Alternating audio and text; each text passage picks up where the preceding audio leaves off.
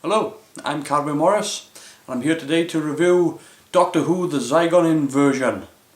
Now this is the second part of the Doctor Who story, The Zygon Invasion, and this is a spoiler heavy review, so if you haven't seen this episode, watching this will ruin it for you. That being said, let's talk about the good, let's talk about the bad, the things I liked, the things I didn't. Let's review Doctor Who.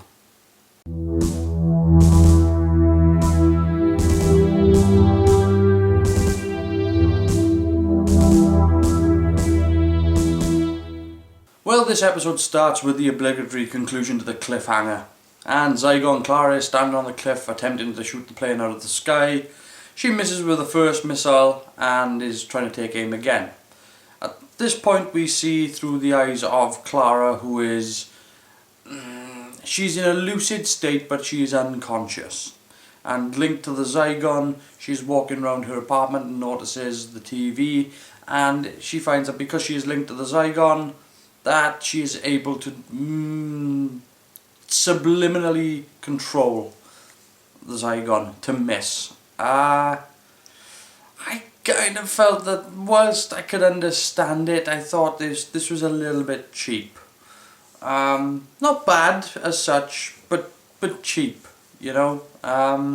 She does eventually crack off the shot that does take down the plane, and when we look back later, it's obvious that the Doctor survived, otherwise there wouldn't be a show. But we see that the Doctor survived by parachuting out of the plane. This whole scene, I felt, was done reasonably well, actually.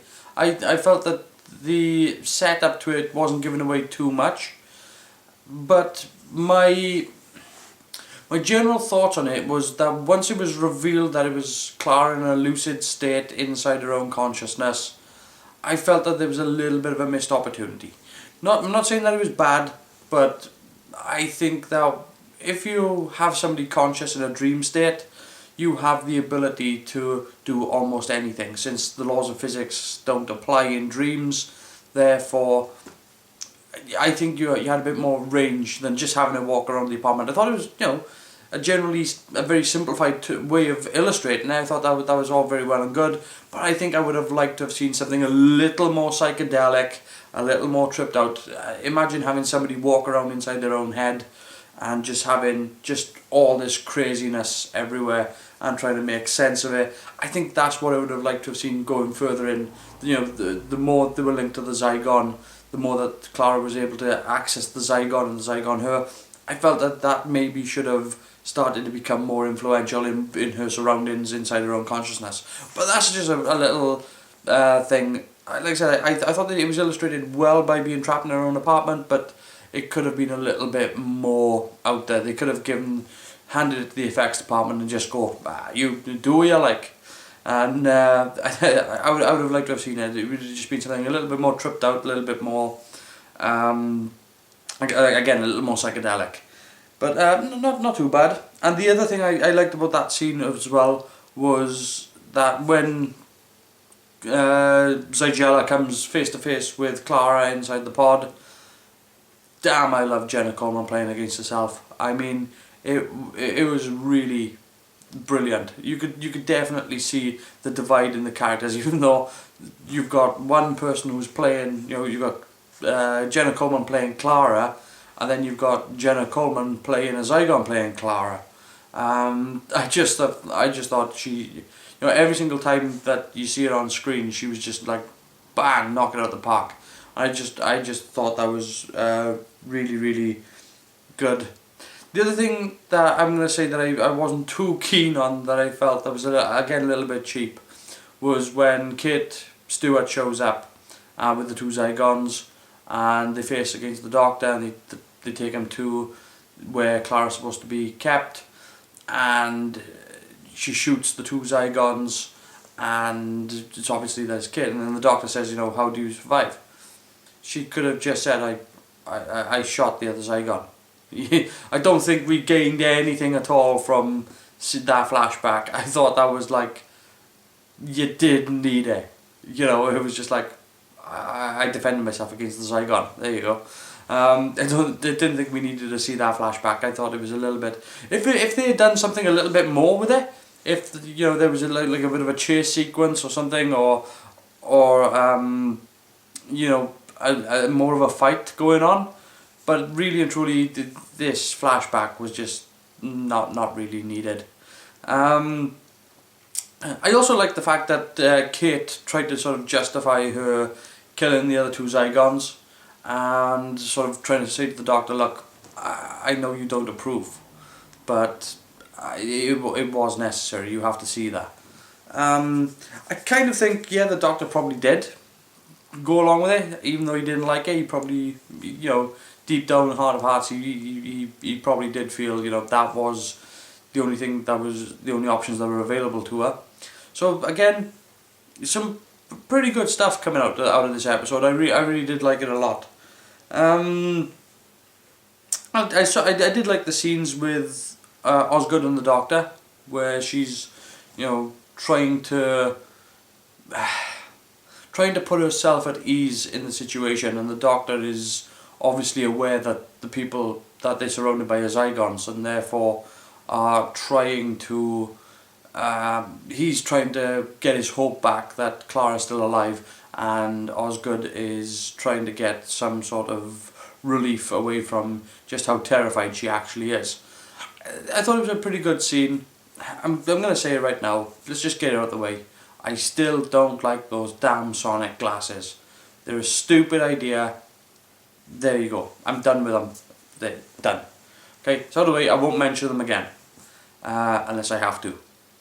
But that means that they're going to have to give me reason to.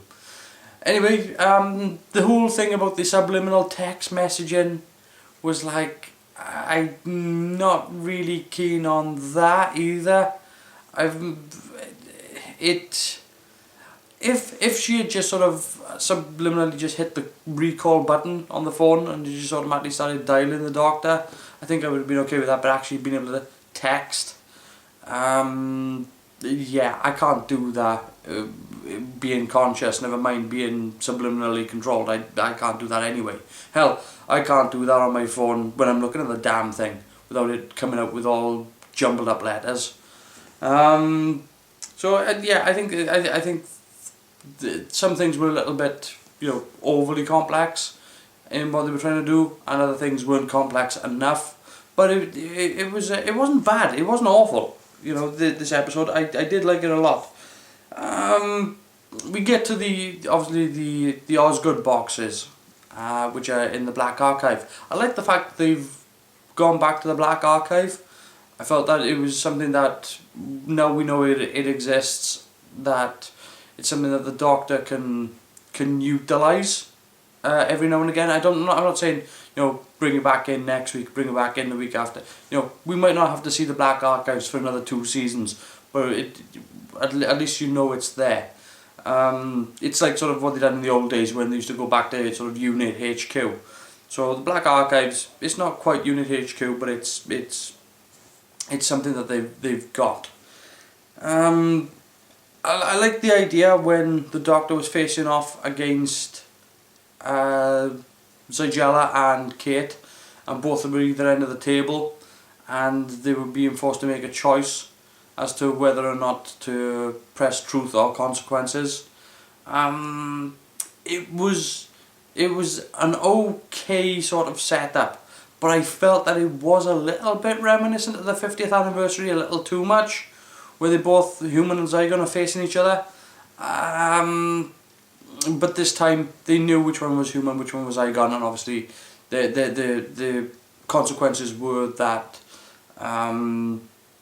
the truth being that all the Zygons would be recognised and they would all uncloak, and the consequences would be that all the Zygons would die. I felt that there was a lot of strong things going on in this episode, a lot of strong themes going on in this episode, and particularly in this entire scene. For the entire speech where the Doctor is going back and forth with Zygella, I felt that it was really well orchestrated. Normally a lot of dialogue in these sort of scenes can seem a little bit strung out, but this was trying to convince somebody to change their mind. Now, I'm not so sure that somebody who really believes in the revolution that they're taking part in can be convinced otherwise. I feel like if they truly believe, they truly believe. But I loved the speech from the doctor in this. I mean, I really did. I thought that it was almost heartbreaking. You know, where the whole thing where he's talking about, you know, having to make the decision himself, having to make the decision to whether or not to save or kill his own people, and the amount of pain that he's had to face in fighting these wars, and what he has to do with the pain. I really, really thought this was probably one of Peter Capaldi's best moments in Doctor Who.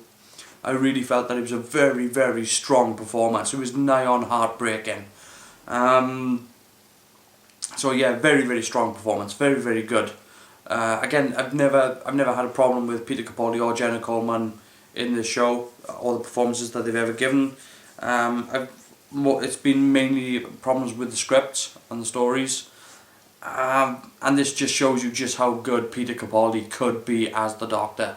You know, this is his strength, this is his go-to thing, and if you keep giving him material like this, he's going to keep winning us over all the time.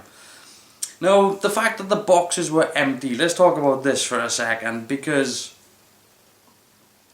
I'm not so sure. I'm not saying that, you know, obviously, you know, the Doctor lies, we know this, but for them to say sort of, oh no, the boxes are in fact empty, you know, that this is just a scale model of war, and these are your choices, and this is what happens, and it turns out that the boxes are supposed to be empty. You know, it's a good thing that to say that in this show that there's no real consequence. But I think that's been a little unfair to actual sort of the circumstances that they were in, and I think it was a little bit sort of unfair to the story, you know, because stories like this have to have an element of risk, and the second you work out that the boxes are empty, it's like there's no risk, and therefore it doesn't matter so much. No, I'm not saying that it wasn't a brilliant move to have that in the story, to have that as just a device, you know, as just being an illustration for, you know, they're just buttons and that's all they are. They don't do anything. But yeah, there was a lot going on, and whether you agree or disagree with it, with the outcome, it was still sort of, you know, it was nice to sort of have the Doctor finally be able to persuade somebody to do something that is counter to their nature, and I really liked that. So that's pretty much it, except for the sort of going off scene with Osgood, where another Osgood shows up and we still don't know which one's human, which one's Zygon. So that I felt was a little bit much as well. I thought you didn't need that. You didn't need another Osgood. You know, as much as I like Ingrid Oliver, it was like I'm not so sure this was a good movie. It was a little bit sort of like, oh please, don't. She's now happy again because she's lost her sister, and that's what made it miserable. And now she's got somebody else back as her sister to make her happy again. And it was like, the character could have gone forward and having to deal with the pain that her sister was now gone, but now she's got a replacement, and that's not being honest to life, I'm afraid. That's just not. And it was, again, I just felt that was cheap. What I do think about this episode going forward though is that I think there's now a firm plot, or there's now a firm narrative that they can always come back to. You know, I'm not saying that they should, you know, this series or next series, but maybe in a couple of series time they could always come back to this sort of Zygon story. So it's always there for them. I got a feeling they're probably going to come back to it at some point sooner rather than later. But you know, I would like them just to leave something for, you know, further seasons further down the road, because there's a lot there to do. There's a lot there to get through, and the thing about wars and revolutions is that the fallout from that is always far more complicated than simply it's over and we've won. It's far more delicate issues, and it's far more intriguing to write about and talk about. Anyway, that's it from me. I'm going to give this episode a... Do you know, I'm going to give this episode about an 8.5. Again, there are things I didn't like about it, and there's things I felt that they could have expanded on, and there's things that I felt were expanded on a little too much. But overall, I thought this was a very good episode of Doctor Who, and I really did like the story. I liked the ideas, and I liked a lot of what was going on. It could have been executed a little bit better, but overall it was a pretty good episode. So that's it from me. Let me know what you thought about this episode of Doctor Who. What are your feelings on it? Did you like it? Didn't you like it? Why didn't you like it if you didn't? Let me know in the comments below. Feel free to like and comment on this video, or go over and join me on Google+. But until next time, I'll see you later, guys.